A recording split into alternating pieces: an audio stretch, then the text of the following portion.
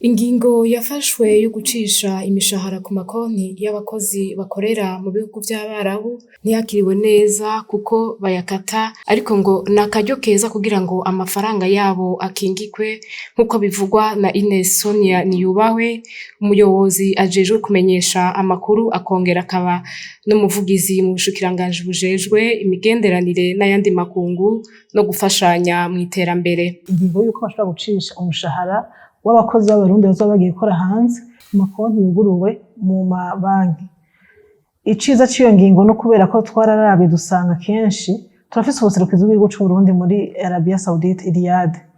Hagiye habaho ibibazo vyinshi bakaza kuririra ubuserukizi bw'ubushikiranganji ngo bararungitse amafaranga barungikira iwabo, ariko abo bayarungikanye ntiyabashikiriye, ntibayashikirije bateze kuyashikiriza.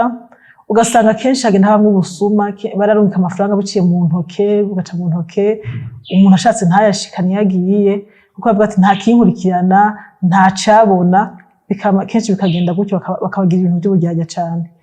Kugira ngo rero dukureho ico kintu, twasanze vyoba vyiza yuko tubasabira yuko amafaranga yabo aca ku makonti.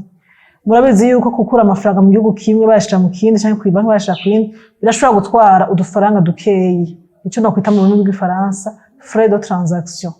Mugabo ayo mafaranga dugiye kuraba dusanga ari makeyi cane ugereranije nuko umuntu yoba arungitse umushahara wiwe wose bakawumwibira mu nzira.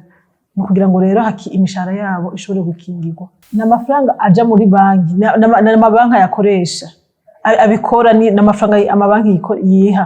Kurya nko muri Rimikash na Ecocash urungitse amafaranga kuri umwe uyashira ku wundi, hariho utufaranga tugenda. Ni nka kurya nyene. Uwo muvugizi arahumuriza abo baja gukorera mu makungu, aho avuga ko bashimira leta ko yabarondereye uburyo bwiza kugira ngo imishahara yabo ntihure n'amasanganya. Icambere cyo kinobwira abo bakenyezi ni babanze bakira ihumure, bashimire na leta y'u Burundi ibicishije mu bushikiranganji bujejwe imigenderanire y'Uburundi n'amakungu, ko leta n'umuvyeyi ko yashoboye kubaronderera uburyo bashobora kugendamwo bakingiwe. Hajya burya kurya kuntu bagenda mu kinywabi bahura n'ibibazo vyinshi, kimwe barashobora gusandabira mu nzira canke washika hari ukazohura n'ibibazo bakakuboreza igufa canke ntuzugaruke canke umushahara wawe ntiwigere uwubona canke wawurungika mu kinywabi ntiwigere ushika. Ibibazo vyari vyinshi, mugabo kumva yuko bashoboye kubaronderera uburyo boshobora kugendamwo igihugu kibizi n'ikindi gihugu bagiyemwo kibizi, ni icambere ciza kuko bagiye dutegereza kumenya umwenegihugu w'umurundi ahari, hanyuma tukamukurikirana kugira ngo ashobore gukingirwa. Nico gituma rero n'umushahara wabo twashimye yuko kubwo kubakingira no kubagirira neza woca ku makonti.